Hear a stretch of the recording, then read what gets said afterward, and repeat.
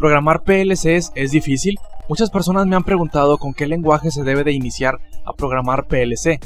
En este mundo de la automatización industrial, el mundo de los PLC es una rama de la automatización industrial, es una pequeña parte que nosotros podemos ver dentro de esta rama, y es muy importante saber que existen varios lenguajes con los cuales se puede programar este dispositivo.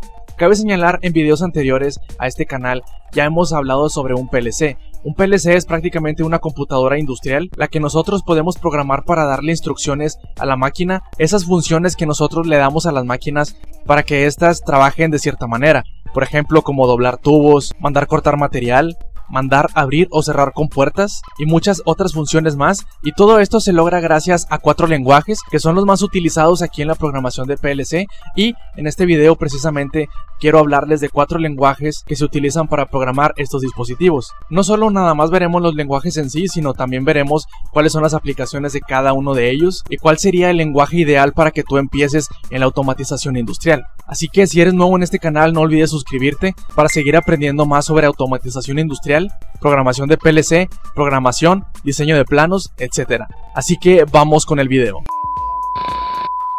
El primer lenguaje para programar PLC es el que todos conocemos, ya lo hemos visto mucho en la universidad, en las escuelas y estamos como técnicos.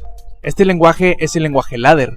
El lenguaje ladder se caracteriza mucho por utilizar renglones, escalones que asemejan mucho a una escalera en diagrama americano. Por eso se llama lenguaje ladder, porque está en forma de escalera, y estos escalones se forman a través de contactos y bobinas que asemejan mucho a un diagrama eléctrico.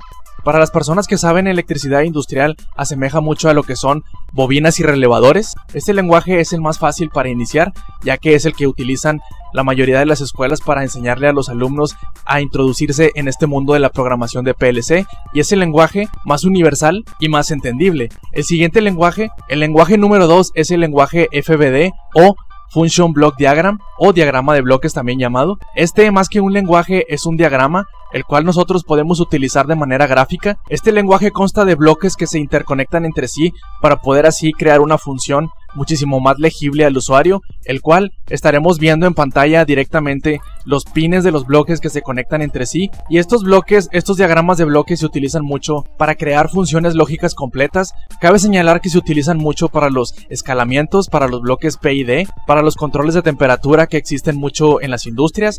Aquí entra muy bien el diagrama de bloques o lenguaje de bloques, ya que facilita mucho las funciones matemáticas y complejas, y este se considera un lenguaje gráfico. El siguiente lenguaje, el número 3, es el lenguaje SFC o cartas secuenciales, Sequential Function Chart.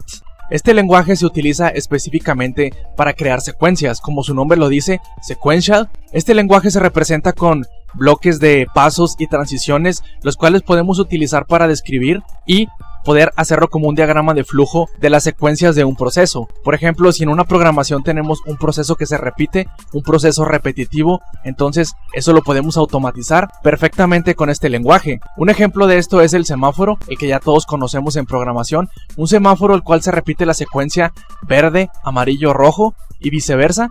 Vamos a estar repitiendo esa misma secuencia una y otra vez infinitamente. Aquí cabe muy bien y muy fácilmente podemos hacer esa secuencia con este tipo de lenguaje, y todo lo que sea repetitivo podemos utilizar específicamente este tipo de diagrama de lenguaje.